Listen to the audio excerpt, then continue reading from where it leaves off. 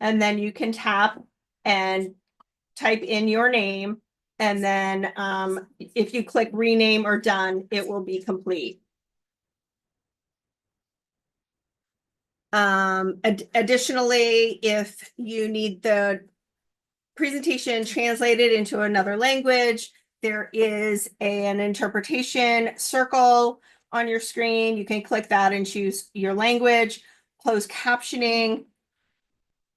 There is also the option for closed captioning, and again, just click that button. It's not. And we hope to get the closed captioning appearing on the screen as well, because we do have a live captioner. So with that, I will hand it over to Dr. Wright and Ms. Uppy. Okay, well, thank you. And thanks for everybody being here tonight. Looking forward to the conversation on secondary transition. I know this has been a long haul for many of you, but we are rounding the curve, as we say, and so getting closer and closer to the final deadline of getting everything done. So thank you for your time. Thank you for your expertise.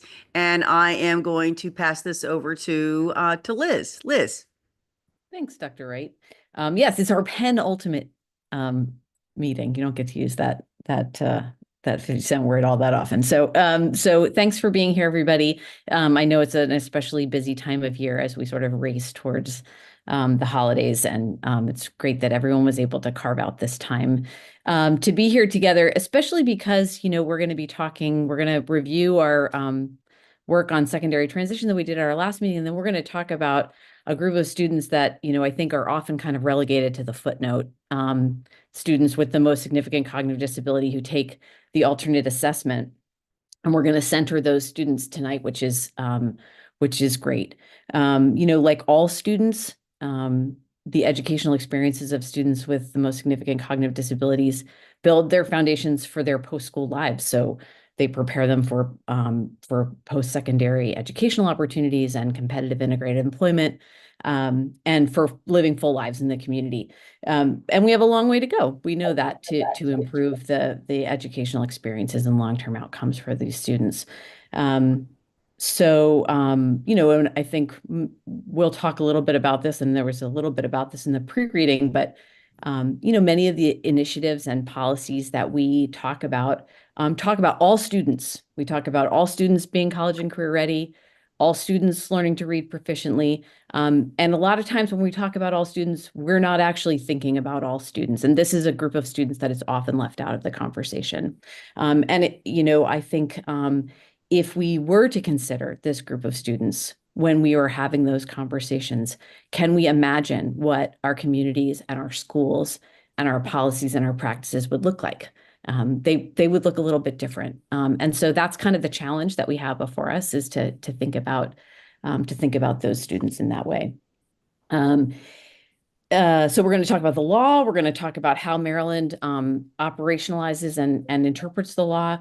We're going to talk about our data, as we do every month together, and we're going to talk about some best practices, and we're going to talk about a few places of tension where there's some opportunity for some transformational thinking and for us to think a little bit differently. And I'm really eager to hear everybody's experiences and your reflections, and to draw on the collective wisdom of this group to move us forward. So looking forward to the conversation as always. And I think we do not have public comment tonight. Is that right, Carmen?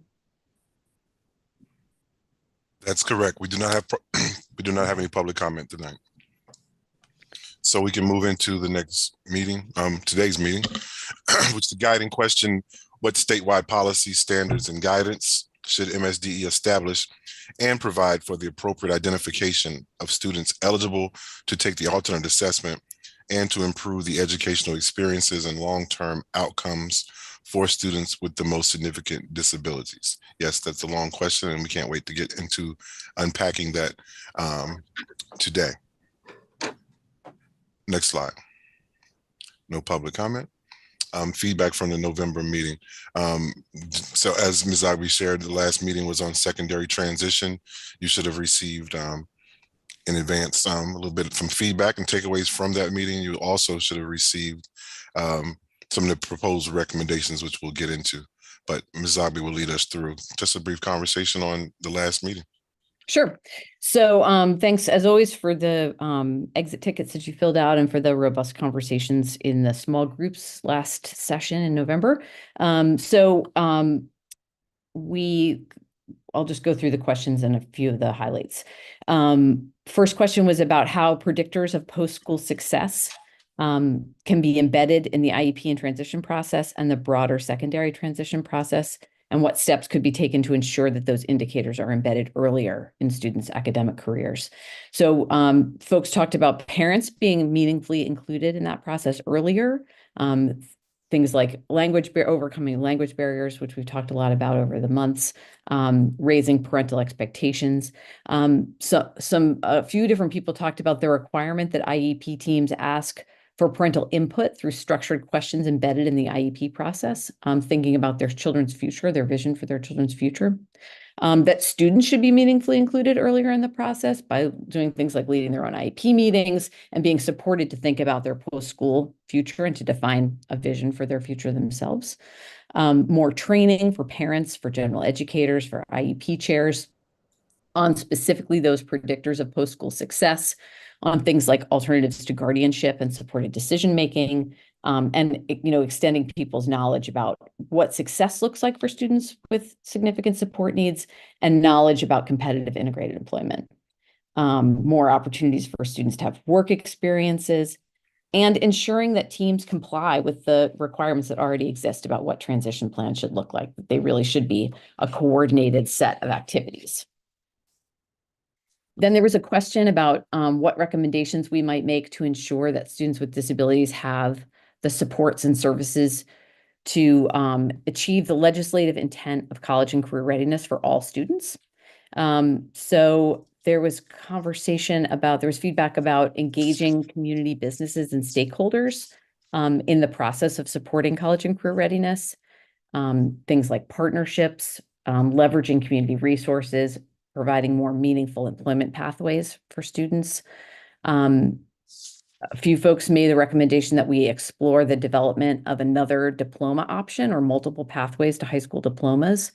And then there was quite a bit of feedback about CTE programs, that we should expand this number of seats, remove barriers for students with disabilities in gaining access to CTE programs, work with DOORS and other stakeholders to make the career research development CTE program more meaningful, and looking into micro and nano credentialing.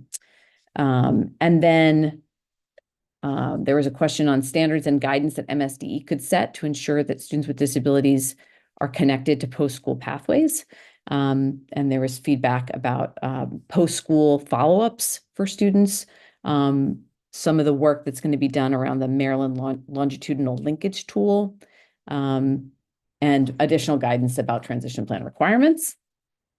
And finally, there was a question on how the programs and policies of Pillar 3 of the blueprint could better include all students with disabilities. So a lot of feedback about revisiting the CCR standard and thinking about how endorsements could be part of it, how there might be other kinds of indicators that would demonstrate mastery of the CCR standard. The incorporation of different kinds of experts to weigh in, so perhaps an ongoing work group of nonprofit and government groups who work in this space to support blueprint implementation, and empowering transition coordinators to be really part of that work in LEAs. And then some specific suggestions like thinking about development of inclusive apprenticeships, again, access to CTE programs, and more paid and unpaid work experiences. So we took all this feedback and we came up with a couple of recommendations. So the first one says here, MSDE should ensure the programs and policies of Pillar 3 of the blueprint explicitly include students with disabilities in their design and measurable outcomes by taking the following steps. So first, revisit the CCR standard, considering endorsements, multiple indicators to demonstrate mastery, and a broader frame of college, career, and community readiness. Secondly, to utilize partnerships with businesses, nonprofits, and government agencies to create more employment pathways, inclusive apprenticeships, and an ongoing work group to advise and support blueprint implementation around CCR. Third, to explore the development of another diploma option or multiple pathways to high school diplomas. Fourth, to develop micro and nano credentials in CTE programs and gain industry recognition as credentials for them. And finally, to revise the LEA Blueprint Implementation Plan template to ask LEAs to explicitly report on how they're planning for students with disabilities in their work implementing Pillar 3. So let's pause there and see what feedback questions folks have.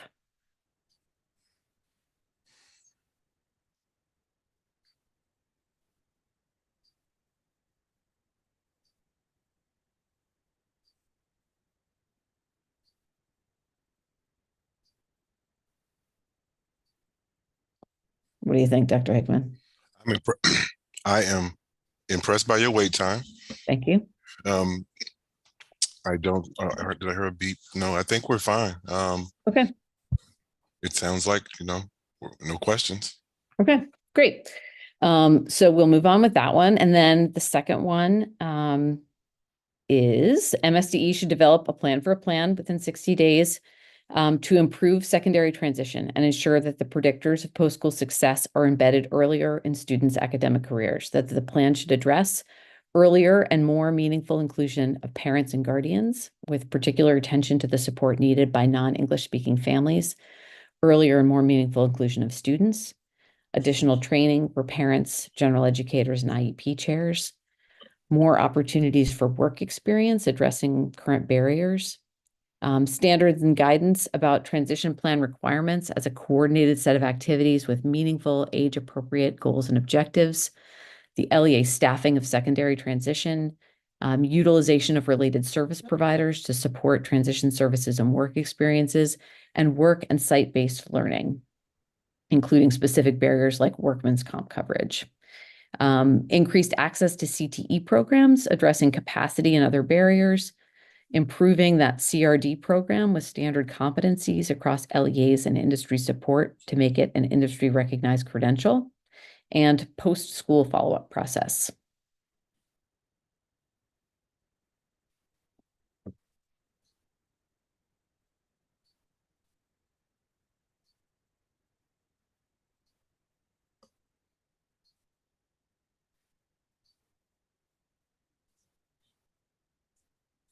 We hit it out of the park, Dr. Hickman. I was getting ready to say, let's not do this one. It's too long. There's a lot in there. There's a lot in there. It's true. That's a nice way to slide 10 recommendations into one, but we're okay. I think it's all. I'm excited by all the recommendations. So awesome. They all have my seal of approval. Very exciting. Good work, Great. guys. Thanks. We'll be tapping into you for support. I am here for you all. Okay. Okay. Thanks. Very good. Next slide, please. Okay, now we're going to our overview in reference to our students with the most significant cognitive disabilities, and we'll have a few speakers. Some of them you will know, and in the past few months when we've had someone, we definitely want to recognize a guest that's going to be on the panel presenting with us. Dr. Debbie Taub works with the TIE Center.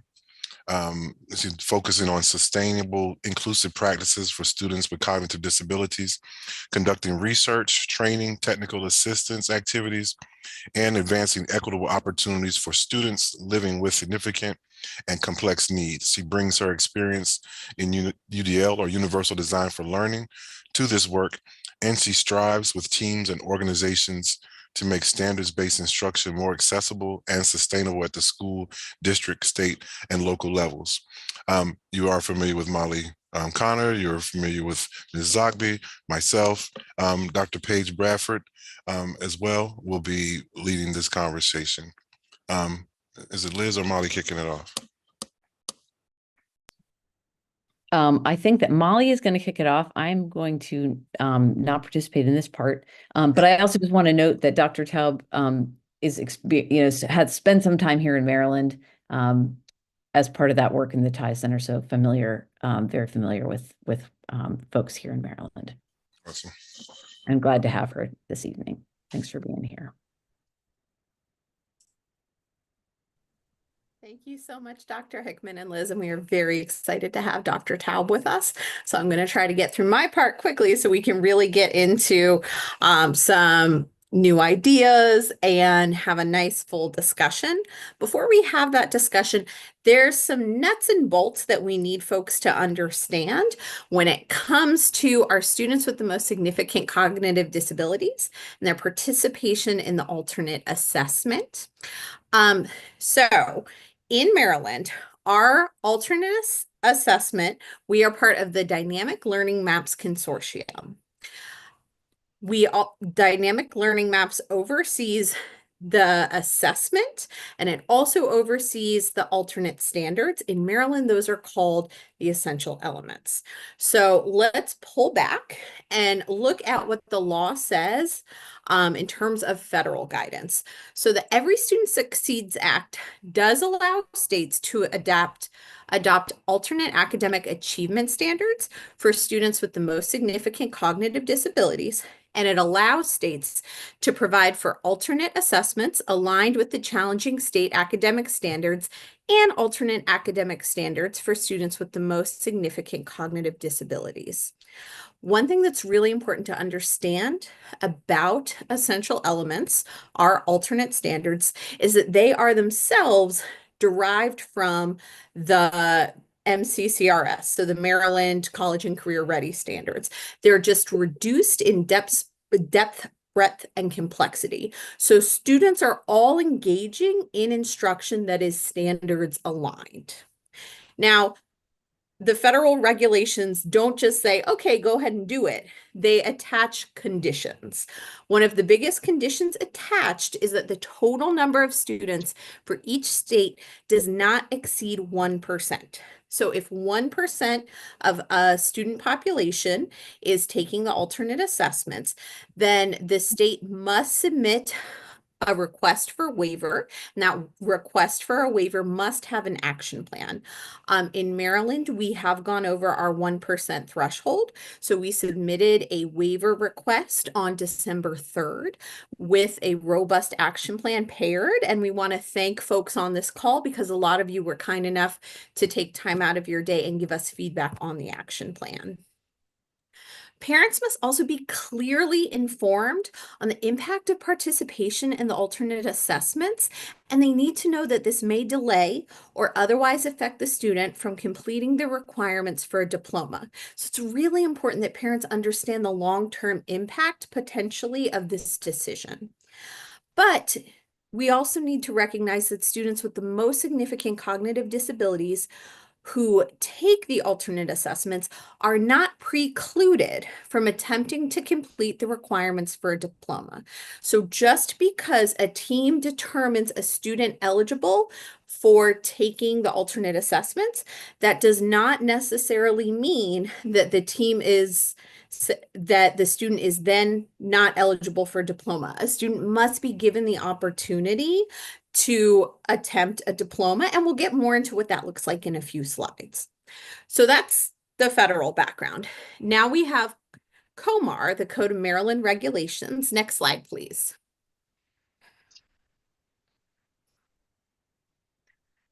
So COMAR requires parental consent for instruction aligned to the alternate academic achievement standards and to participate in the alternate assessment based on the alternate academic achievement standards.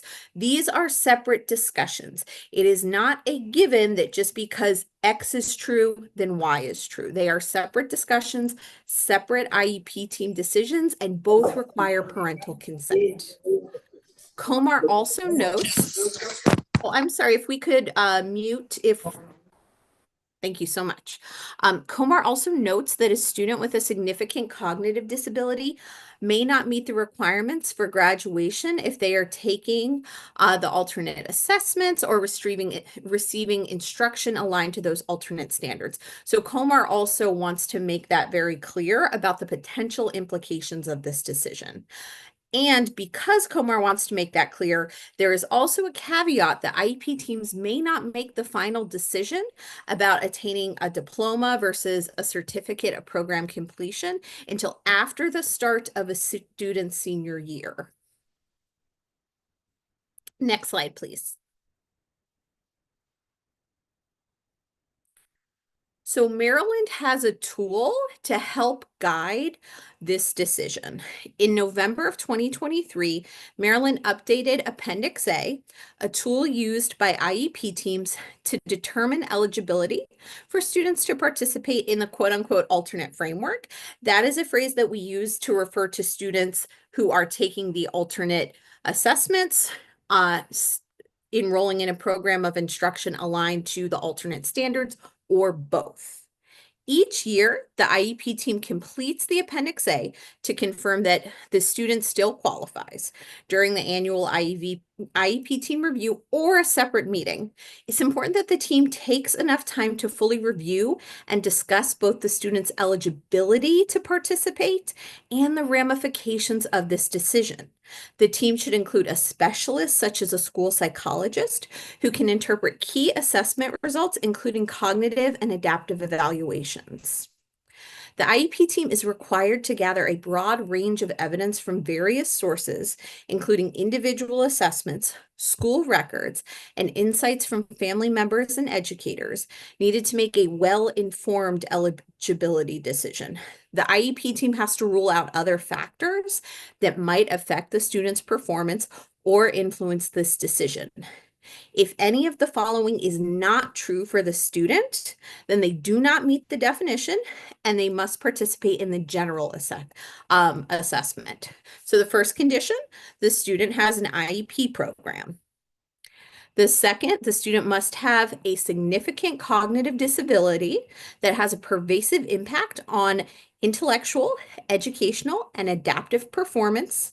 This must be evident across time, settings, content, contexts, and tasks. Determining a significant cognitive disability means looking at the student's development and performance in various environments. This typically involves intellectual functioning well below average, along with needs in adaptive skills, which are those basic skills needed for daily life and independence. It's essential that the IEP team distinguishes cognitive disabilities from sensory or physical impairments, which might impact a student's ability to show what they know, but do not meet the definition of a significant cognitive disability. The student has to require significant modifications to the curriculum in order to access knowledge and skills and demonstrate progress on the Maryland College and Career Ready standards. This involves major adaptations to both the curriculum content and the way it's delivered. The student must also require extensive, direct, repeated, and individualized instruction to gain and retain essential skills. This support often includes breaking tasks down into small steps, repetition of practice, and prompting to reinforce learning. Appendix A also helps IEP teams confirm which factors should not affect eligibility. Students whose challenges are primarily related to sensory or physical disabilities don't meet the criteria for the alternate framework unless that student has a significant cognitive disability. If an interpreter or translation is used in the assessment, results should be carefully interpreted to avoid misdiagnosing cognitive ability. IEP teams should also ensure that a student's need for augmentative or alternative communication, or AAC, is not mistaken as evidence for eligibility. The student should have access to an appropriate intervention and support in using AAC to allow an accurate assessment of their cognitive abilities. If this seems like a high bar, it's because it has to be. We are talking about a decision that has very serious long-term implications for students and their families. Next slide, please.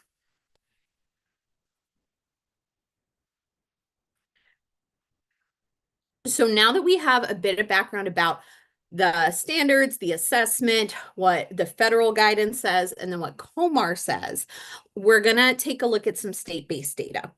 So As you can see from the chart on the screen, Maryland since 2017 has been over the 1% threshold.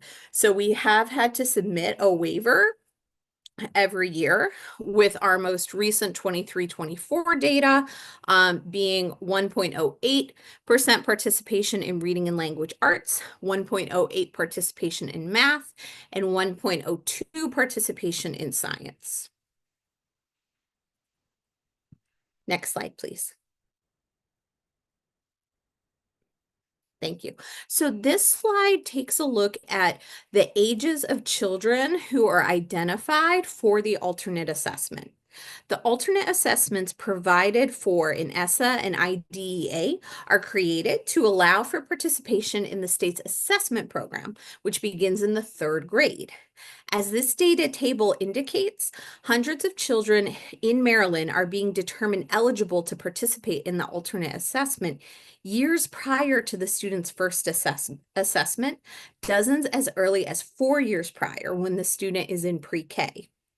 Although the Appendix A itself does advise extreme caution when completing this document for students younger than 3rd grade, some factors that may play into early identification may be a need for WIDA alternate assessment access or difficulty in assessing young children who may not have reliable communication skills, and the placement in segregated or separate buildings for students with complex needs where AAS is implemented throughout the entire school. So those are just some factors.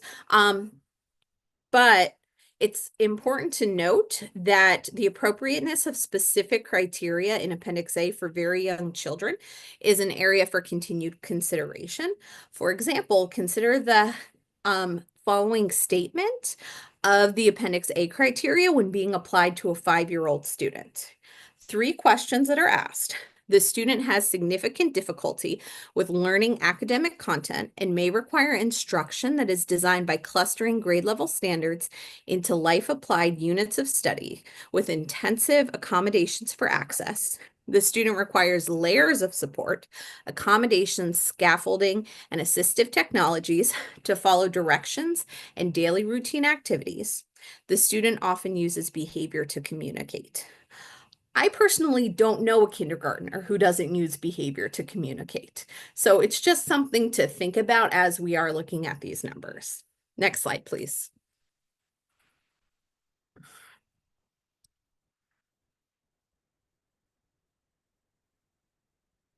Thank you so much. So this slide takes a look at our data in relation to significant disproportionality.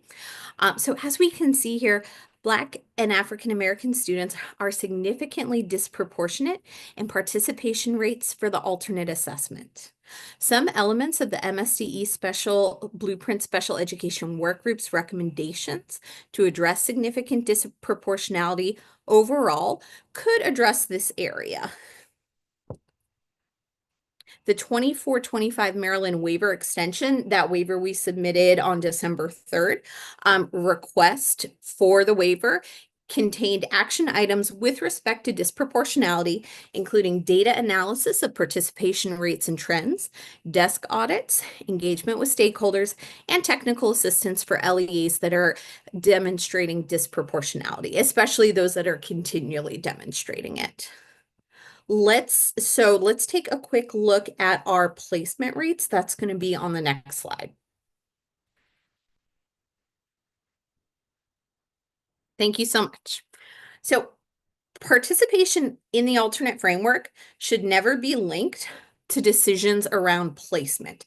Just because a student takes a certain assessment does not mean they need to be in a certain classroom or segregated from their non-disabled peers.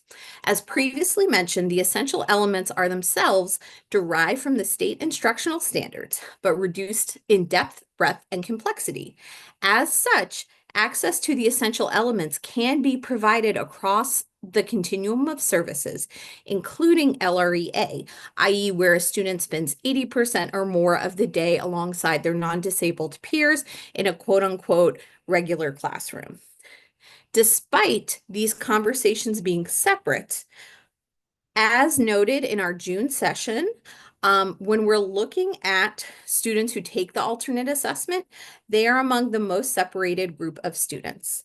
Statewide, just 3.2% are in general education classrooms 80% of the day or more. 12.7% are in general education classrooms between 40 and 79% of the day, and 62.4% of students are in separate classes, with about 20.4% of those students attending separate schools. So even though these should be separate conversations, when we look at the actual data, we do see very much an overrepresentation of our students on the alternate framework enrolled in separate schools and separated from their non-disabled peers for the majority of their instructional day. So when we're looking at all of this data and we're looking at an assessment that has a large impact on a student's postgraduate outcomes, it's important to see how our students are doing in relation to that assessment. If we can go to the next slide, please. Thank you. So this chart outlines the results from Indicator 3C, which is proficiency on the alternate assessments.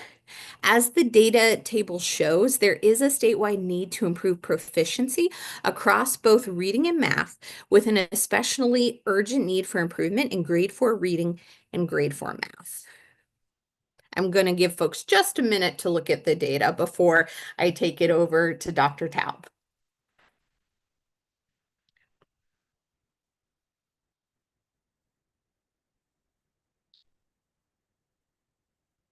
Okay, so now that we have an idea of the nuts and bolts, we have an idea of the data, let's talk about some possible ideas. Dr. Taub, please take it away.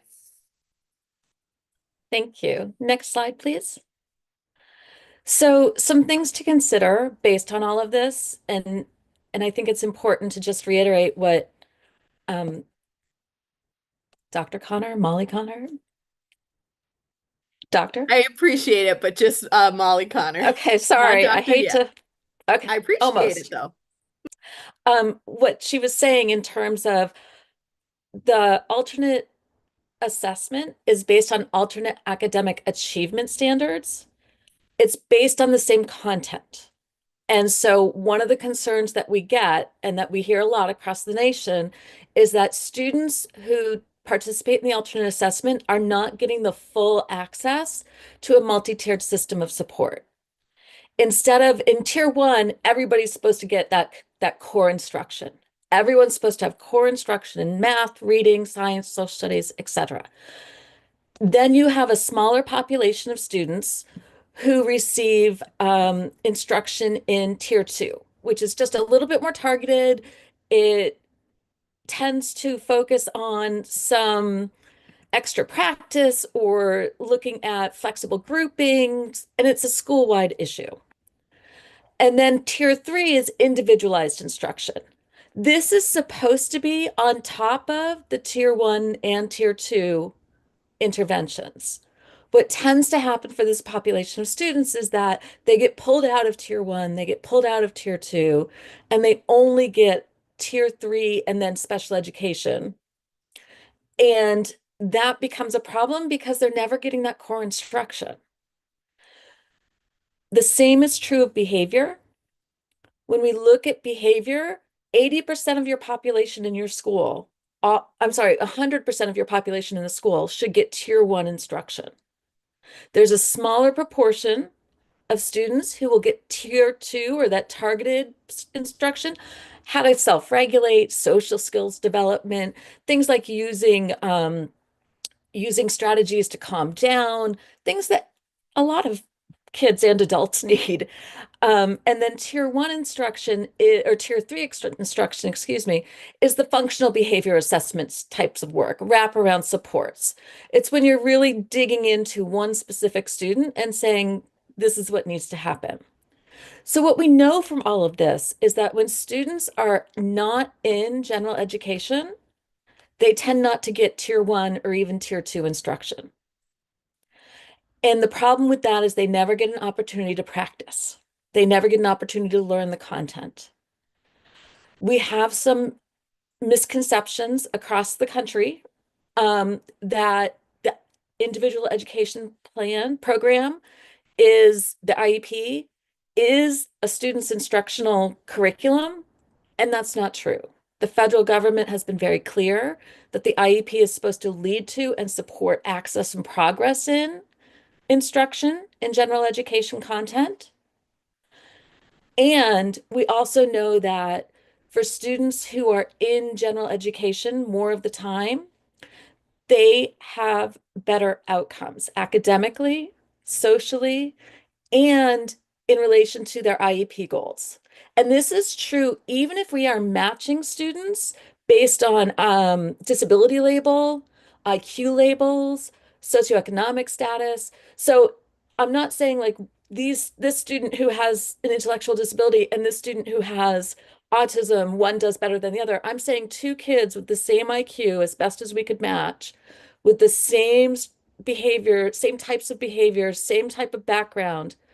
The one who was in general ed did better than the student who was not in general ed. In addition, they did better on communication goals, which is so key. Questions? I know I talk very fast. All right, next slide, please.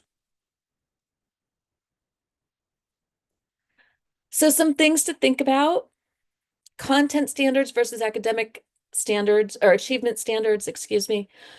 The alternate assessment is supposed to be based on alternate academic achievement standards. What this means is that every single person, every single student we have is working toward the same content, but some of them we expect their performance level to be different than others. For that 1% of the population, we might expect their performance to focus on fewer details or less depth into what they were studying versus all of the other students. This is true across every federal law that we have: ESSA, No Child Left Behind, IDEA, and it's also come out specifically in some Dear Colleague letters, which are not law, but they're guidance from the federal government that says, we're hearing a lot of people have this question and we want to be clear. And one of those letters came out in 2015 when alternate assessments kind of really started. And they said, we want to be clear. We have a law, IDEA, that prioritizes placement in general education. And it prioritizes access to the general education content and curriculum. We expect all students are working towards those. The difference is that if you're taking the alternate assessment, you have a different performance expectation. What that means is, as Molly was saying, sometimes people interpret that to mean if I'm taking the alternate assessment, I belong over here in this classroom because I have to teach it this way, or I have to do it in this other place. And that's inaccurate. And it's also not providing a free and appropriate public education based on individualized decisions. Because if we are putting students in programs based on their participation in an assessment or their disability label, we're not making an individualized decision. We're segregating based on one factor. This also indicates, the law also indicates that if you're on the alternate assessment, if you're eligible for that, it doesn't mean that you are definitely going to be on a I can't talk today, a certificate track for graduation, right? So I might have a student who is taking the alternate assessment. They should be able to go toward the diploma track if they're taking that. Another piece that we've found out, in doing this work is that if you make this decision at a young age, like before third grade, when they actually start taking these assessments, these students almost always get put into separate classrooms. And that really limits their possibilities and outcomes. So we know that the WIDA assessment, the Alt Access assessment, asks as the fourth question for participation, it asks if the student would be or might be eligible for the alternate assessment. And a trend that we're seeing is that people are saying, well, since we said that they might be eligible for it for WIDA, I guess we'll just go ahead and check it off now when they're in preschool or kindergarten. WIDA strongly recommends against this. They've already talked to the federal government about changing that participation guidance. We're working with them to try to get some clarity on that policy because that was not the intent of that question. It wasn't to say, oh yes, they check this box, so I'm just going to put them in when they're young. We want to give kids as long as possible before we make that determination that they take the alternate assessment. And then the last question is, and I think this is really key for all we do, we often talk about all students, but then when we start digging into the work, I hear a lot of people saying things like, well, yeah, except that student. Oh, yeah, well, yeah, all kids should be included. Well, except for those kids. And so we need to think through, are our policies, are our practices really working for each and every student? Because if they don't, then we need to rethink them.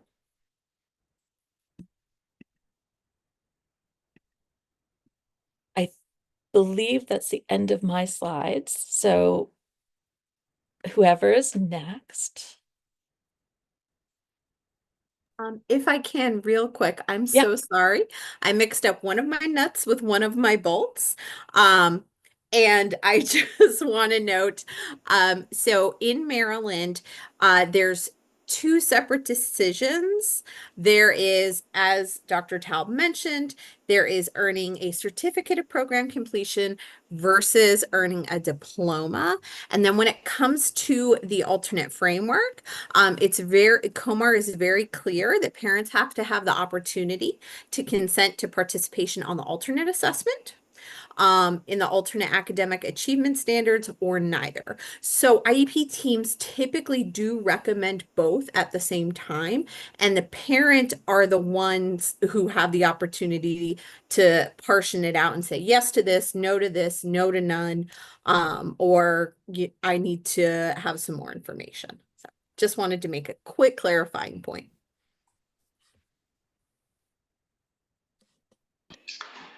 Okay, thank you, Dr. Taub, Molly, Liz. Really, really helpful background. I think everybody now has got a great understanding of both the law, its intent, and also it seems, and again, probably not a surprise to lots of folks on this room, but just how far we might be from the intent. The level of challenges, the gap is large. Let's leave it at that. And so really excited to get into the groups, to have a discussion, not just of the challenge, but what are some of the solutions? What is the role MSDE can play in helping to bring about those solutions? The breakout groups will work exactly as they have for over a year now, so I will skip all the detail other than to say, given our size, we'll have 3 groups. We'll have MSDE staff as note takers, and facilitators to make sure everybody gets a shot at sharing their thinking and sharing the airtime. So I think we'll go to the next slide. Again, the norms: speak with care, listen respectfully, lean in and lean back. I think we've been doing pretty well at this, but always good to remind ourselves of our norms. Next slide, please. Okay, so the questions that we want to be discussing in our groups. First and foremost, what statewide policies or guidance could MSDE implement to ensure that only students with the most significant cognitive disabilities are being determined eligible for participation in the alternative assessment? And we've seen some helpful data on that. What recommendations do you have for adjustments to the existing Maryland policies, practices, and procedures to ensure that students eligible to participate in the alternative assessment are receiving instruction aligned to the state challenging academic content standards? are not precluded from attempting to complete the requirements of a high school diploma, and are not determined eligible for the alternative assessment at a very young age. I think we saw that quite a few kids, that seems to be happening. Third breakout question, what statewide standards and guidance based on evidence-based practices could MSDE establish and disseminate to improve educational experiences? Could mute, that'd be great. Hey, that's you, David. Thank you. What best practice practice? Nate, you're on mute. You were on mute for part of that. Sorry. Yeah, sorry. Let me start all over again. Not at the very beginning, but number 3, what statewide standards and guidance based on evidence-based practices could MSDE establish and disseminate to improve the educational experiences and long-term outcomes for students with the most significant cognitive disabilities? Again, this is really, I think, a search for your suggestions for solutions to many of the challenges we've heard about this afternoon.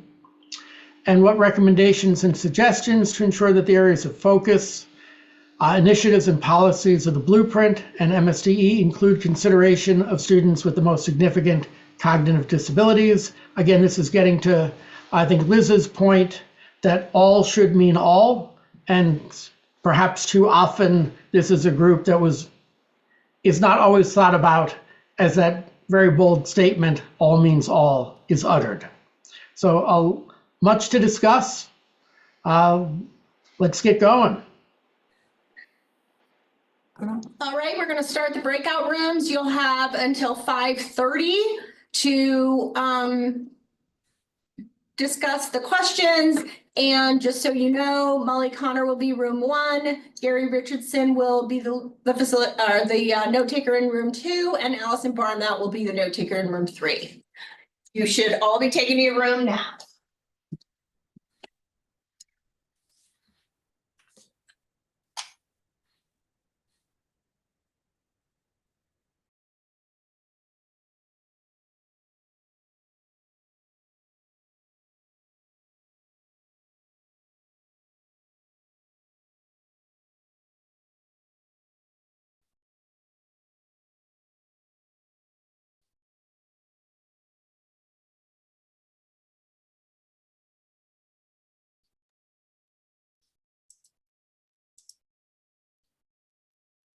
I have no idea how to get in a room. I'm sorry.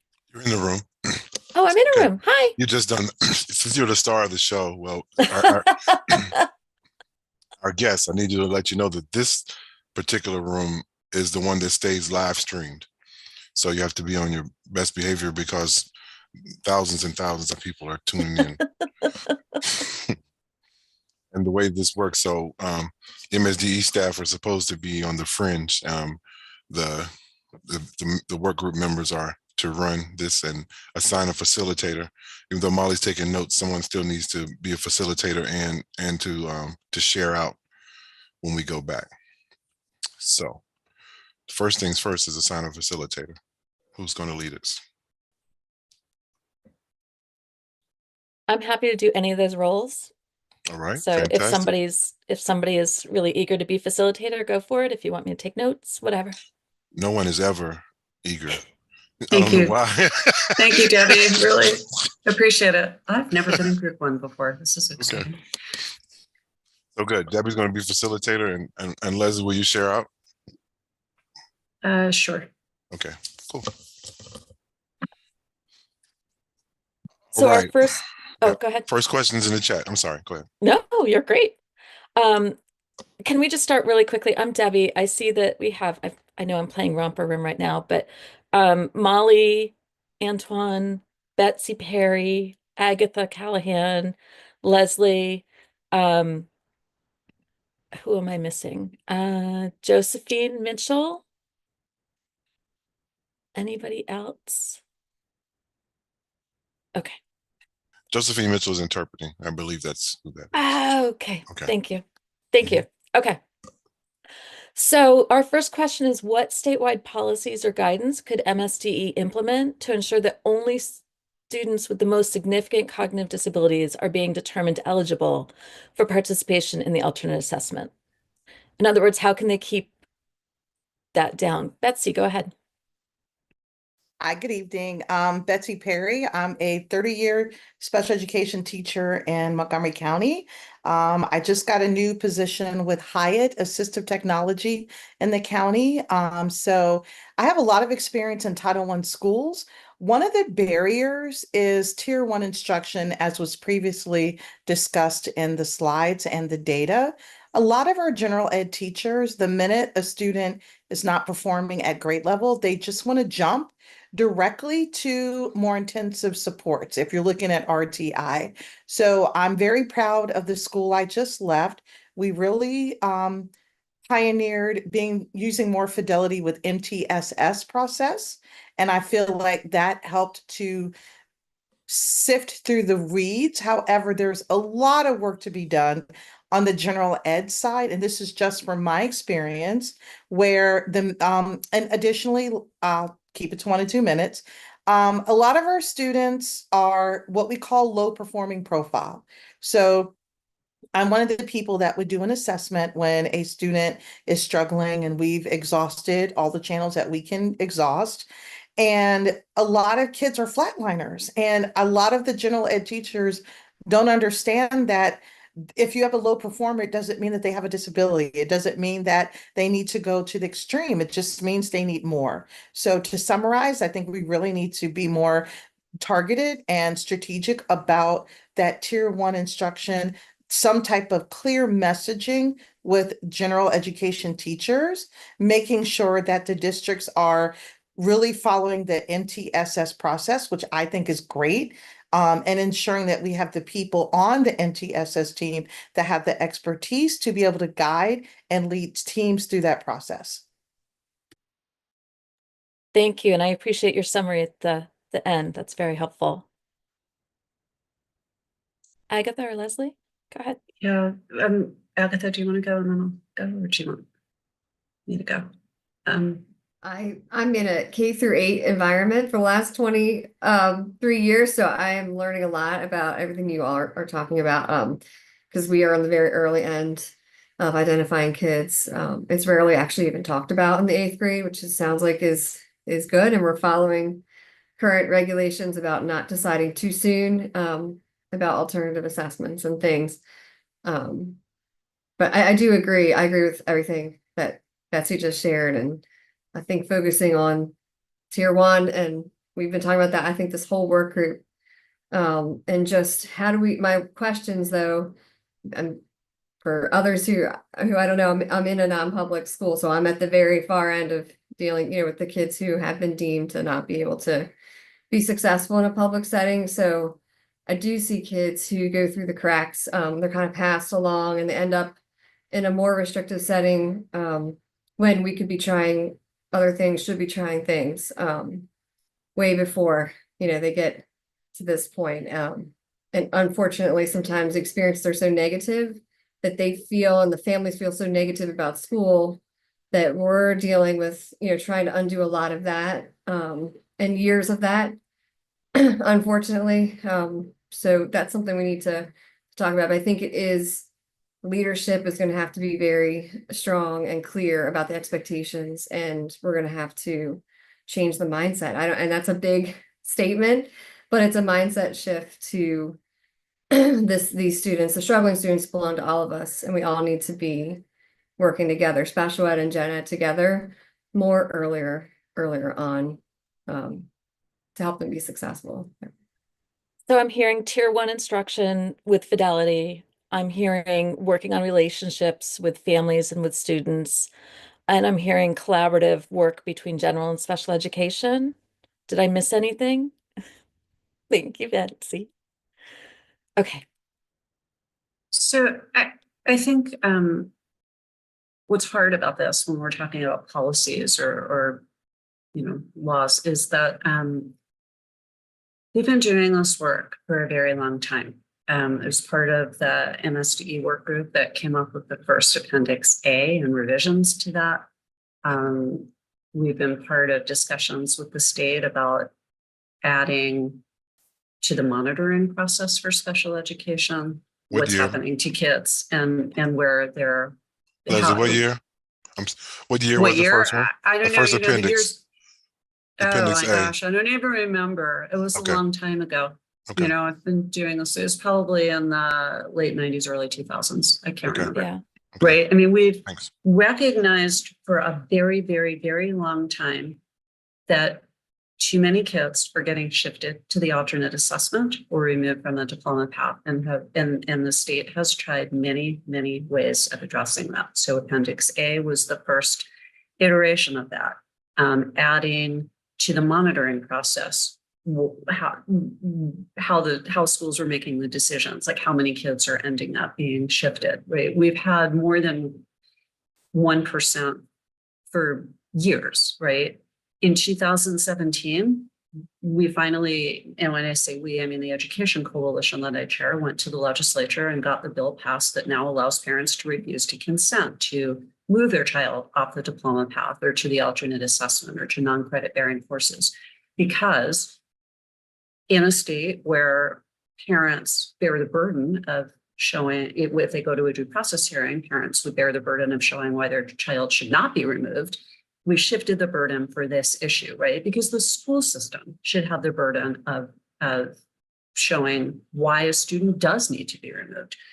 And yet, you know, I've just looked at a case today with an 8-year-old, you know, a second grader who's reading at a kindergarten level. Why was he moved off the diploma path to the certificate path and the alternate assessment?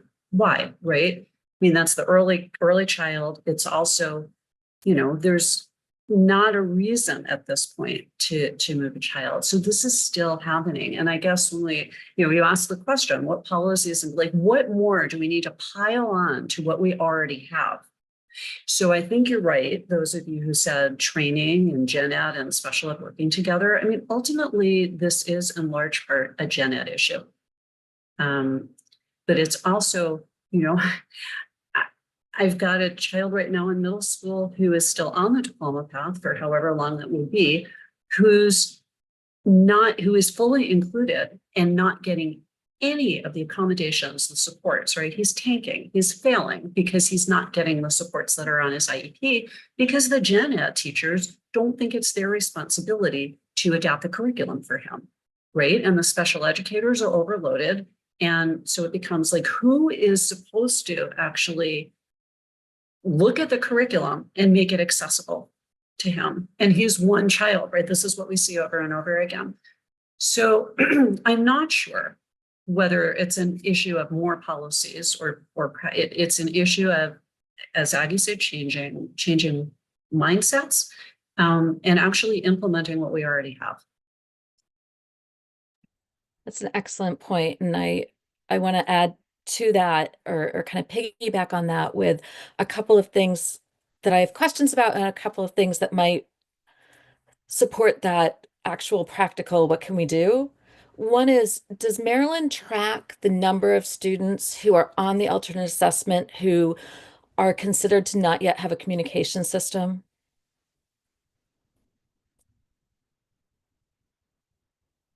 Oh, Melly, you're muted. Too. I'm shaking my head no, but Molly may dispute. I don't think so. Okay. No, and part of, and I think Leslie can also speak to this, so I'm not going to be off mute all that long. What we have in the Appendix A is there's a criteria that if a student does not have a reliable means for communication, then that's something that an IEP team really needs to consider. But I'm going to defer to Leslie here. Yeah, I mean, I'm looking at IEPs for 3- and 4-year-old preschool children identified as having developmental delay or autism, where the team says throughout the IEP, the child's inability to, doesn't have functional communication, doesn't have the ability to speak. And then they're deciding that, the half an hour a week of speech and language therapy is sufficient and that assistive technology is not needed. I'm seeing that routinely and we're so, Yeah. and not just in one jurisdiction. Right. So really concerned because if kids don't have functional communication, then they don't even take the alternate assessment, right? That stops. And so you've got a group of kids for whom there is no accountability. Right. And again, like MSDE has issued guidance. MSDE has said, if you find that kids don't have functional communication, the IEP team has to do something about it. Right. And that something about it can't be like 20 minutes a week of or once a month speech and language services is sufficient, right? Every part of that kid's day should be about communication. And it also needs to be about not having that child only have access to technology when they're in speech and language, right? It's got to be through. We all use our voices throughout the day, and I think imagine if we said, "Oh, sorry, go ahead." Yeah, no, I was going to say, I think what we see is a lack of recognition that assistive technology enables that child to have a voice across the day, right? You don't limit it to 20 minutes here once a week. It's got to be. It is the augmented communication, right? It's augmentative communication. Betsy, I'm going to call on you in just 1 second. I just want to say, imagine if the policy were, you can't put a child who does not have a strong communication system into the alternate assessment, right? They have to first stay in general ed and have access to all of that communication. Go ahead, Betsy, sorry. Leslie, thank you for bringing that up. So that's kind of right up my new alley with my new position. We work very closely in Montgomery County, the Hyatt, which is high incidence accessible technology. Then you have Interact, which is our sister colleagues who would be working with a student. And I'm sure you probably have some from Montgomery County, but I'm learning in my new position and role that a lot of teams do not know that we exist. So my team is only 5 people. Like, we're a really small organization, and we're under the physical disabilities program in Montgomery County. And Interact has more because they're more specialized for low incidence. So one of the barriers I think that might be an issue is people just not knowing. Thankfully, Montgomery County, the Interact team and the Hyatt team has a lot of good relationships with the preschool programs with PEP. And I think that might be why. So maybe building relationships, making sure that there's some uniform contact, supports, resources, and capital and human resources across the state, because it might be that certain jurisdictions have more. Of course, I'd like to tout Montgomery County, but some jurisdictions might have a more robust program, access, resources, and ways that they reach out and collaborate than others. So somewhere higher up the chain, there needs to be some uniformity with ensuring that these children get what they need. We do have in Montgomery County several classes that are designed for students like that to be in a general ed program and receive supports. We have staff that go into the preschools. So I think that needs to be not just in a silo in certain districts, but across the state. We've touched on a lot of these questions. I want to just kind of, for question 2, it talks about what are the recommendations you have for adjustments to policies, practices, and procedures to ensure those students are getting that tier 1 instruction everybody's mentioned, and to ensure that they're not precluded from attempting a high school diploma, and also to ensure that they are not identified as being eligible for the alternate assessment until as late as possible, honestly. And I'm going to throw out there a couple things to think about that I've seen promising responses to in some other places. Changing the language of the IEP so it's strengths-based instead of deficit-based. Included with that, using student-based or student-led IEPs where students are really involved in their IEPs across the board. And also working with principals and teacher evaluations supervisors, whoever does that in your district, because I know it differs across, but working with them so that they understand what it would look like to have inclusive practices and what resources are out there, Betsy, because that's really key. If you don't know what's there, you can't ask for it. So those are some pieces, and also building around the collaborative planning and practices just across the board. But that means having time to do that. And it means having sacred planning time for special ed teachers and not having special ed teachers who are trying to do curriculum from K-5 in one day. So there's some scheduling, there's some structures, some pieces like that. So I'm going to throw those out there to get the conversation started, but I want to hear what people have to say about those ideas or other ideas.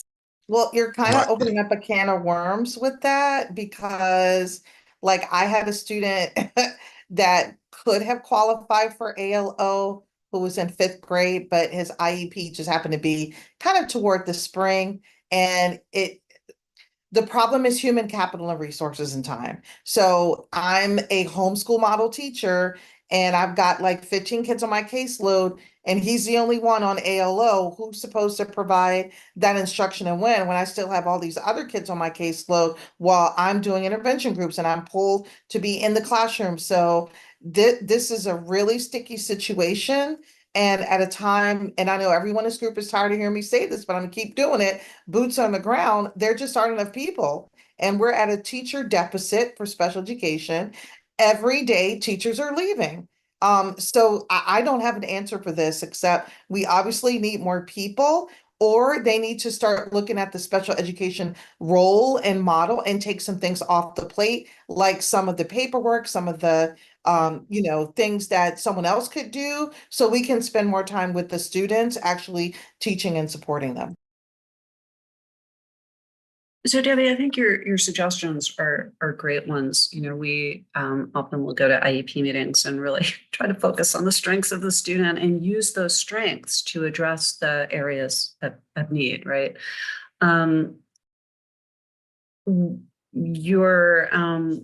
Your point about collaborative time is a really interesting point to make now, because with respect to the blueprint funding, the governor has just made this announcement, right? That's the area where they're looking. He's recommending that funding be cut back, which also has significant implications.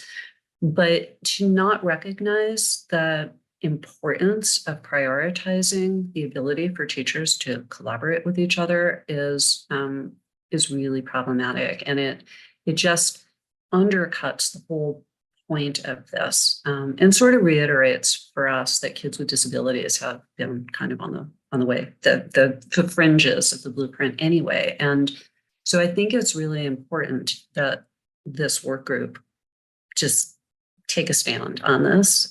We may not be successful, but I think it's really important on principle that we stress the absolute need for collaborative time and for the funding to be allocated for that. And part of the blueprints addressed at increasing staffing. So hopefully, I just think it's important for us to make that point.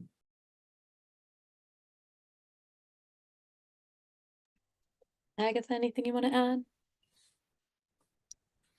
Just a perspective thing. Some of the families I've worked with over the years have shared that part of the reason they feel compelled to decide sooner than later that they want to move their child to certificate track is sadly, I think, because they feel they're very empathetic for their child, and they see their child being frustrated and stressed out at school every day because it's not an appropriate program being offered to them. They don't have the amount of support they should have. So to them, the best alternative might be to have them be in a program that's more suited for them, and all of the things, that we might say or talk about. Well, this program has, more staff, it has more support services, more things.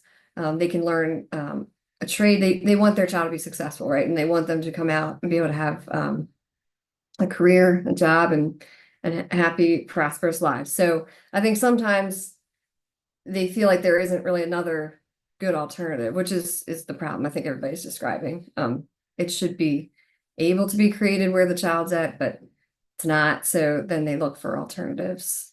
So I think it's kind of a lack of all of that, right? We don't have enough planning time, but we also don't have enough face time with students. We don't have enough resources and people to be delivering all of the things that I think would help them be successful.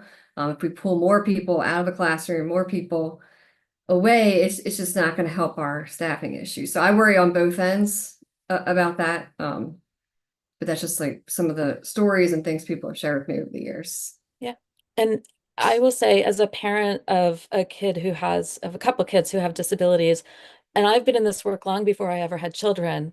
My one of my first IEP meetings, the pressure from the teachers to remove my child, who is honestly not intellectually disabled, I mean, and really should not be removed from I mean, no kid should be removed, but she's not academically disabled in that sense.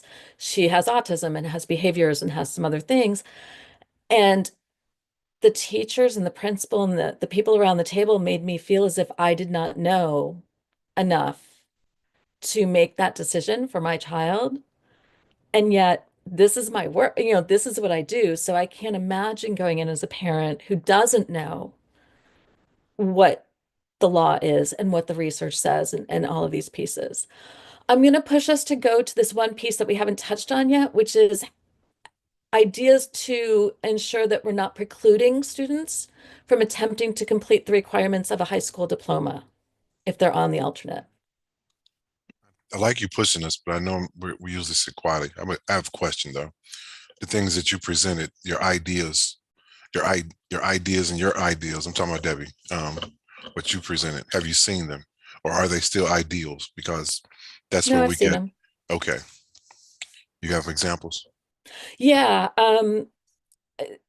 Some of them are systemic and some of them are still at like a school level. hmm But I've helped implement them at some places. I've seen other people do them, Okay. So They're yeah, just so not ideal, not not ideals. ideal, They right? were that, but then they became Realistic. realistic. Thank you. Yeah. Okay. But it requires, as Betsy said, it requires that you not try to run two systems at once. You can't have a segregated system where kids aren't getting time with the teacher at the same time that you're trying to do an inclusive system, because teachers can't be in two places at once.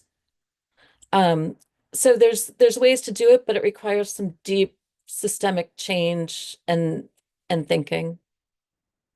So I just want to say, Debbie, having seen the inclusion guide that the TIE Center developed for the state of Washington, it is one of the best documents I have. I mean, it's an amazing sort of step-by-step with really clear examples, really clear guidelines. It's a fantastic document. And I think it's such a good blueprint for how to make change and how to include kids.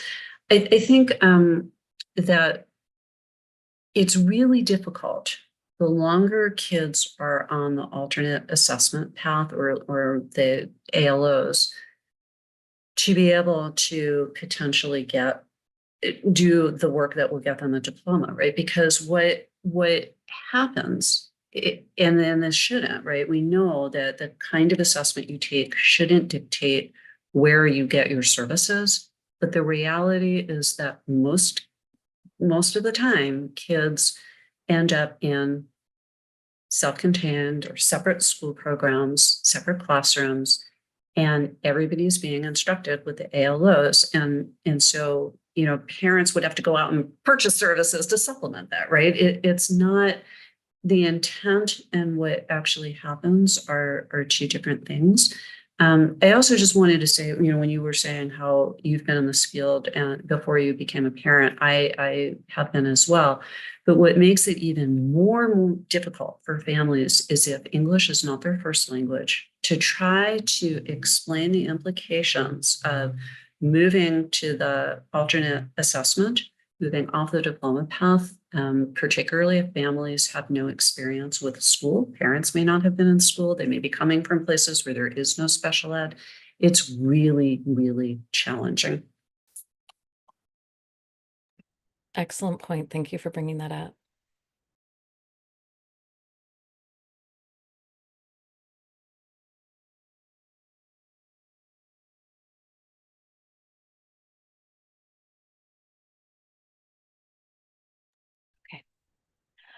So when you're talking about how difficult it is when you're taking the alternate assessment to keep up with the requirements, have you heard from families or teachers, anybody ideas on how to make that less onerous or less difficult?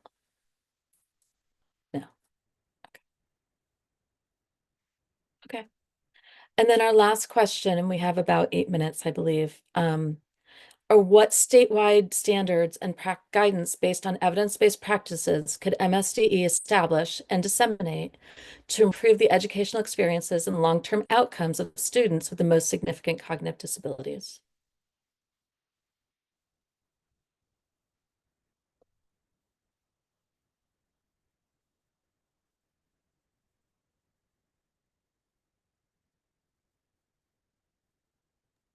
The pillar for professional development for teachers, we really need to have some common language and ensure that this is just my experience. Some teachers take like a special education course, it meets the requirement, but do they really understand like all the parts, all the things that go along with it? And maybe there should be some required refresher professional development offered standard, not each district, but standard through the state. That could be a start. Interesting. Yeah. I think some of the most successful training that has come out of MSDE, and it's been a while, I think, since this has happened, is when gen ed, special ed, when families are all in the room together doing, the last time I remember this happening was when the IDEA was reauthorized and new regulations were coming out. And MSDE convened sort of a forum that had everybody in the room together, probably special ed, maybe not gen ed, but parents and school system folks were in the room together. And I think that's a very powerful and effective way of getting, so everybody has the same information and is starting from the same place. So maybe that's something that MSDE could consider on this issue with gen ed and special ed and families. And Agatha, in your situation, what are some things that you see either working or that you'd like to see better in terms of these kinds of questions? I'm going to follow what Leslie just pointed out. I'm working closely with families is our most powerful weapon. And it has the most success, right? For the students, for the families, that's what we do every day is just work very closely with the families. And I think, I'm in a small special ed school, so it's easier, to do that. But I think if the focus were to be shifted again earlier on in the gen ed setting, like that we take that time or just focus the importance on working closely with the families. They know so much about their children. They know exactly what their strengths are. We should be partnering with them sooner, earlier. But I love the idea Leslie was saying of getting parents and MSD and everybody together, because I think together we could solve some of this, maybe not all of it, but that's our most powerful tools, working with families. Thank you. I agree with you 100%.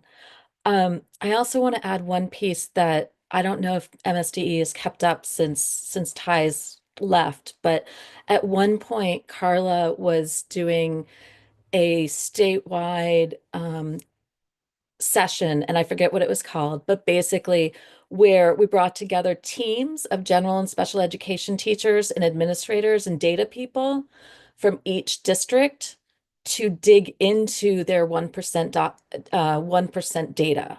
And for most of those people, they were saying it's the first time they've ever dug into it in that way, in a collaborative way with people from general education and people from special education.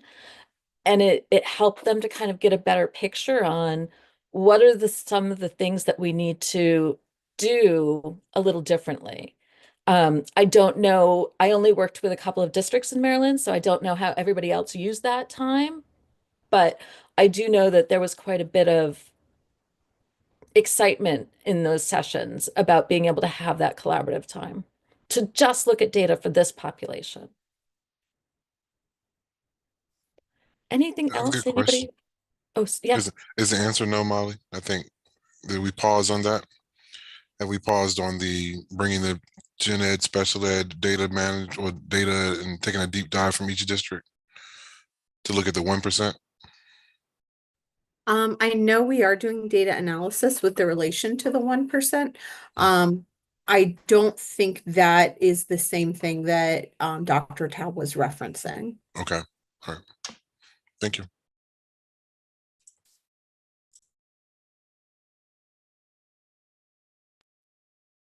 Anything else for the good of the world and the students and the children? Yes, for the good of all. Each session that we have gives an opportunity to listen and hear. One of the most impactful things is that we definitely need to increase our relationship. What's been worked for us is making sure that we work closely with parents. It's not a magic, it's not a secret, but it requires work, and it requires just like inclusion, being engaging with families needs to be intentional and thoughtful as well. It just doesn't come natural for some. And so we do have to train on, how to engage and how to create authentic family partnerships and how to work closely with the caregiver, parent, whoever it may be, who has the child the other, when they're not in school. So that's always a takeaway. And then hearing from the ideal. So I know that these things are some of the things going to be in our recommendations. We want to get better. I see the frustration, to hear Leslie, when we talk about, when did that happen? And then when she said it's so long ago, and then I can understand why there's so much frustration, and then being in the seat for as a career, as a job, it's like, how can we fix this? And when can we fix it? And that's fix it, address it, close the gap, narrow the gap, whatever we want to call it.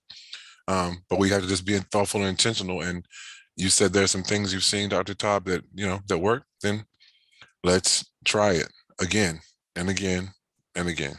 So that's my thoughts. I think one of the things, having been doing this since 1985, which may be longer than some people on this screen have been alive, I don't know, is that sometimes I feel like Cassandra on the bow of the ship saying, like, if you do this, this is going to happen, right? We've seen this before. It's like, okay, you went down that path, this is what happened, or you went down this path, this is what happened, don't do it again. And feeling sometimes like our voices are disregarded, or that they're not valued because we've been in this for so long, or for other reasons, because we're advocates or for whatever reason. And so I appreciate that you, Dr. Hickman, that you're hearing we say, and that you value the experience that some of us bring to the table, because we've been living this for a long time. So thank you. Thank you.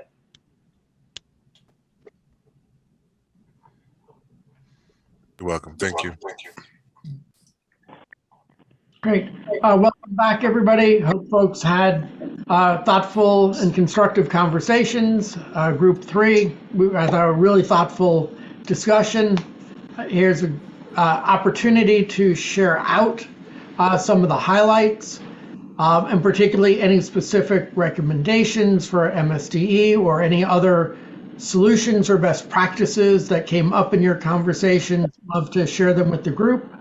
So we've got somebody from group 1 who's willing to share. That would be me. I've never been in group 1 before. So we talked about the need for more fidelity with MTSS, that there's a lot more work to be done with gen ed and more targeted tier 1 instruction, that kids end up in more restrictive environments when actually more could be done to keep them in less restrictive environments. I mean, that leadership really needs to be strong and clear, that there needs to be a change in mindset, and that general ed and special ed folks need to work together more closely and earlier than they may be doing now. we talked about whether there are policies that would, or new policies, but there's been so much over the years. It's really more a matter of implementing what MSDE has put out than piling more things on top of what we already have. But MSDE could require that no child be placed on the alternate assessment path or the ALOs if they haven't had access to communication. We spent some time talking about functional effective communication, which, in addition to being a requirement of the IDEA, is also a requirement of the Americans with Disabilities Act. We talked about changing the language of the IEP to be strength-based rather than deficit-based, to look at the possibility of student-led IEP meetings, working with principals, really building on collaborative time. And wanted to just make the point, given the recent gubernatorial announcement, that collaborative time is really important. And we hope that this work group will take a position that that's not the area to pull back on funds for. It's really so important. We talked about how difficult this process can be for families, particularly if their first language is not English, trying to explain what the implications are of going off the diploma path or going to the alternate assessment, and the need to do that. And that led to a discussion about training for teachers, but then looking at training where in the past, when MSDE has done this, it's been very effective, where you could pull gen ed, special ed, and families together. So everybody hears the same thing at the same time. Everybody can get their questions asked. You get the different perspectives, but that having people in the room together is powerful and very effective. And that's kind of our summary. Great. Thanks so much, Leslie. How about group 2?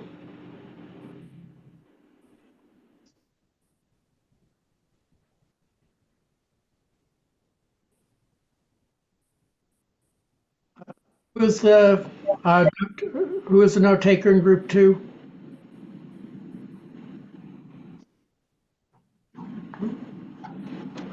I was the note I think taker. it was, Gary's group, yeah. Gary, would you volunteer somebody who might be willing to share? They can pass, but How about Lisa? Lisa, do you mind sharing? I will do my best Thank you. and ask the rest of the group to jump on in. So I don't really, some of the things that came up for us were, are there things that could be put in place? And I feel like for me, this kind of goes back to even the very beginning of participating with this group of what supports, what follow-up, what, could there be visits to the district about how do we make these things happen, right? Like, what is that wraparound support? We talked about when families are hearing this information about potentially their child being on the, alt standards, whatever, how do they understand it? Are we doing a good enough job explaining it? And I think also I think with what Leslie said, there was some discussion about just we're not really able to say a kid's going to be on until a certain period of time.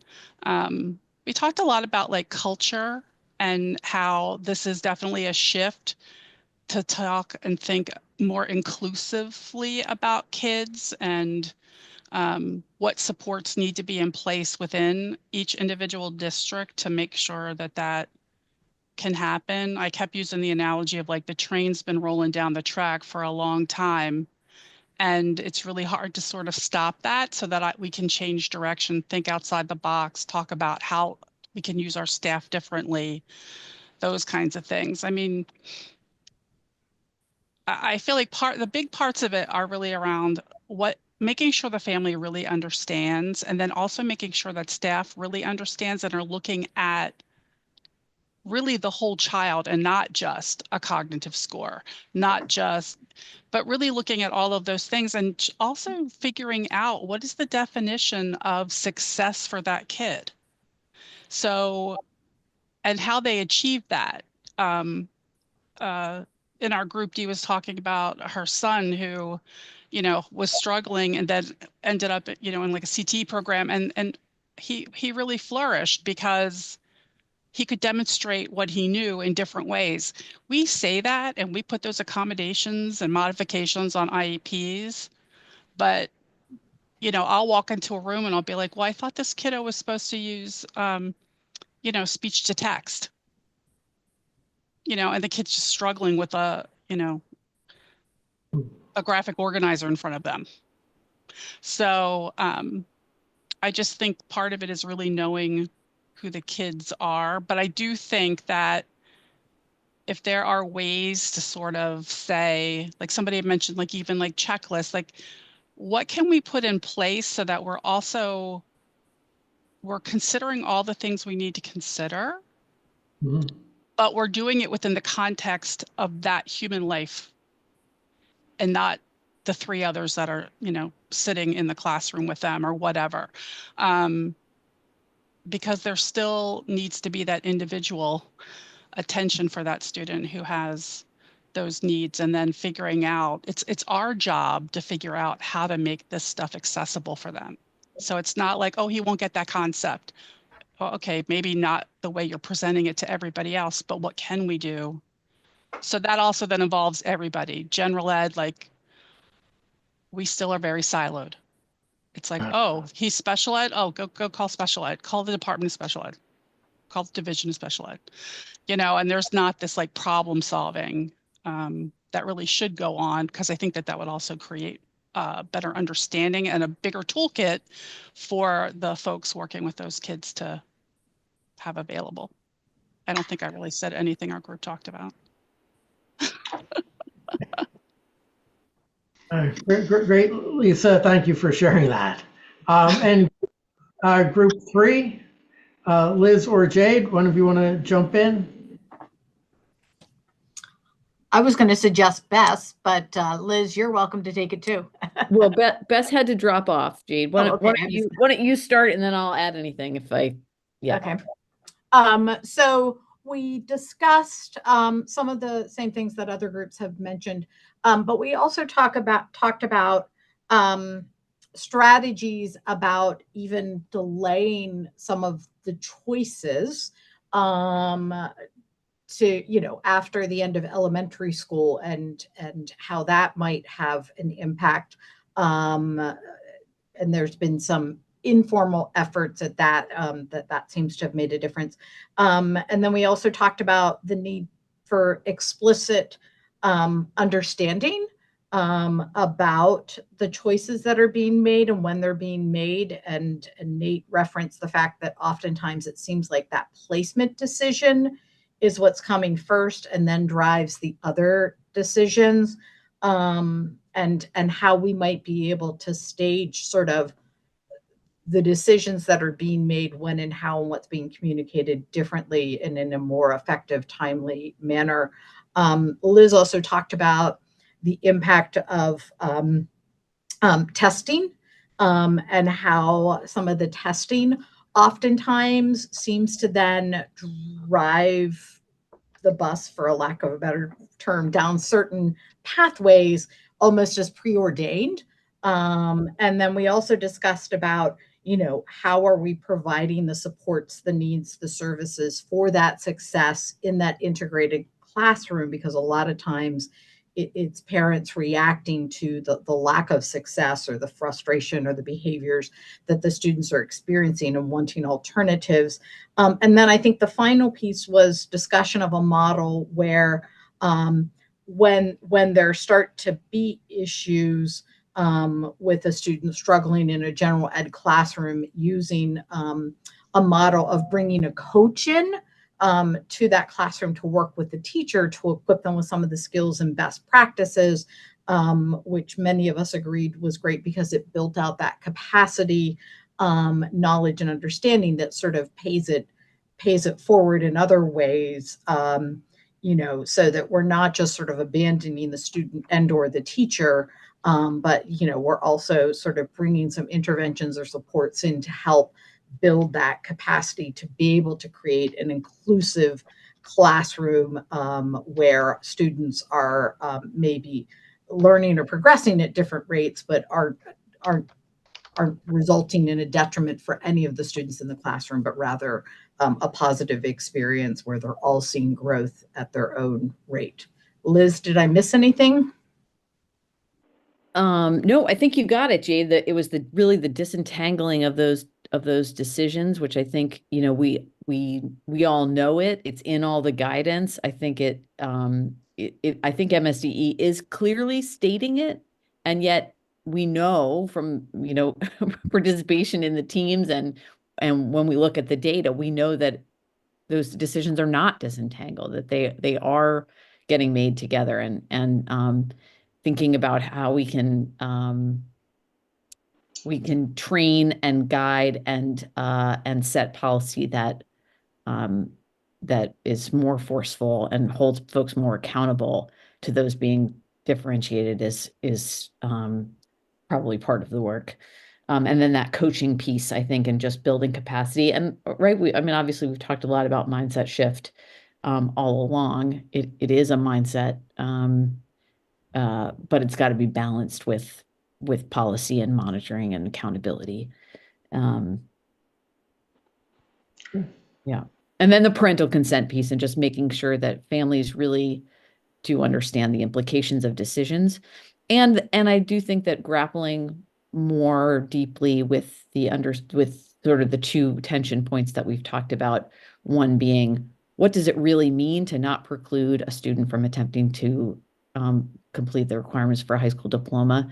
I mean, it was very intentionally put into the law in order to make sure that students were having access to the full general education content so that they could go as far as they could go. And when we have a piece in the way that we've structured it here in Maryland, where people consent to instruction that is not the full general education curriculum and the full content standards, we are by definition precluding students from going as far as they can go. And that's a problem. So I think that's another piece. Great. Thanks everybody for sharing, and thanks for a really thoughtful set of conversations. I'll turn it back to you, Dr. Hickman, I think. Well, thank you. Next slide, please. Just wanted to make sure we had the same thing. So I wanted to thank everyone for today's conversation, and a word that pops out was tension. And in our group that we just finished having a conversation with, Leslie Margolis was in that group, and she was given some dates that predated some of us in employment and maybe one person in the group by lifespan. But what that tension part was is that there are families who've been at this for a very long time. And they're speaking of the laws that they helped to put in place, the reform efforts that they went out and fought for, so that those things could be in regs or in the laws or weaved in throughout our schools, and they're still fighting. One of the things that came up, if an MSDE has some regulations, they have some procedures, processes. There's some things that we believe are going on, and then when we get out in the schools ourselves, we do see how wide the gap is between what the intention is and what the reality is. And so with that, it's going to require work. I expect to see a number of recommendations come out of this that, Dr. Taub was sharing some ideal things, but she's also shared in our group some things that were not only ideal, but they became ideas, and then they became practical, and they create results. That's what we need to commit to. Reason I'm saying all this is we look at future dates. We have one date remaining, Wednesday, January 29th, one official date for us to meet. At that meeting, we will convene and we'll have a discussion about behavior and discipline. And I'll read the question to you. We didn't print it this time, but the question is, what statewide policies, practices, and supports should MSDE establish and provide to prevent exclusionary discipline and strengthen the development of students' lagging skills and coping skills to minimize concerning behavior?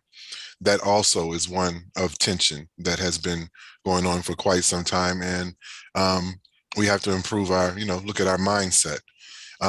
We talk about a growth mindset, but I want some of us to look at what it is to have a finite mindset and what it is for an infinite mindset. In education, there's going to have to be an infinite mindset because we never get to closure. Things continue to revolve, but we are evolved too. So that needs to be our focus. And I will say that in our department and at MSDE, we're committed to addressing those and continuing to work towards narrowing the gap, closing the gap in achievement, as well as behaviorally. And so thanking you in advance for those who are here. And as we get to the holidays, want to wish you, if you celebrate whatever holiday you may celebrate, if you're just going to celebrate a break, then do so. If you're celebrating holidays, then do that as well. And so we look forward to seeing you. I'm going to give, we know hypothetically nothing, our small special education executive committee meets weekly, sometimes, well, bi-weekly and sometimes weekly. We know that after the 29th, that meeting that we have, then we'll, as we do, still send out information and still have a way to have to collect, to develop the proposal recommendations, to get your feedback on the recommendations, then to put those recommendations along with the other 25 recommendations that we have. Some tension that goes on behind the scene that you don't know about is how to put this all into a document, how to track it, how to report it back, and how to act on it. And that's what we're doing, and we'll make sure that we communicate that to you. We have an addendum to the final report we submitted in December that's due in May. I need a head nod, May 31st. I don't have it in front of me, but the end of May, right, Liz? Okay. I think May 30th is. May 30th. Okay, so we have an addendum due. So between January 29th and May, we need to get the proposed recommendations for the January 29th meeting. We need to probably convene. We need to convene with some of you or whoever can participate to reprioritize. If you remember, we prioritized some goals to prioritize the goals and recommendations a few months back. Since then, we've met, I think, 5 more times. And so we need to look at that and put some dates and establish a system for moving forward. And I'll put my friend, Mr. Levinson on blast and say, we're counting on him to help us navigate that process as someone who's definitely experienced and seasoned with working with multiple districts and states to put something together that's that we can follow. So that's all I have. Liz, Dr. Wright, Dr. Smith, anyone? I'll just say happy holidays to everybody, and a special thanks to Dr. Taub for joining us and sharing her expertise with us. I really appreciate it, and appreciate the conversation and putting these students, pulling them out of the footnote, putting on center stage for tonight. So I really, really appreciate that. Thanks, Liz. Well summarized. I appreciate it. Happy holidays to everybody, and thanks for everybody for being here. Much appreciated. Thank you. Good night.